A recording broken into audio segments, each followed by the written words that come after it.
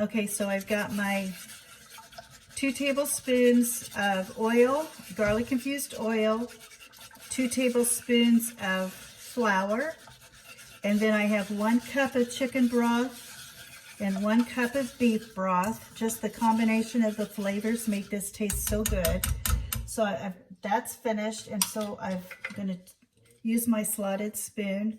I love my slotted spoon that I can stir really good. So now I have 1 teaspoon of cumin. Actually, I'm going to use my whipper again to mix it together.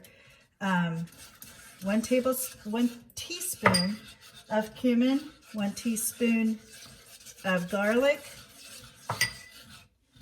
1/4 cup of Southwestern seasoning or chili powder, but Southwestern seasoning is great in here.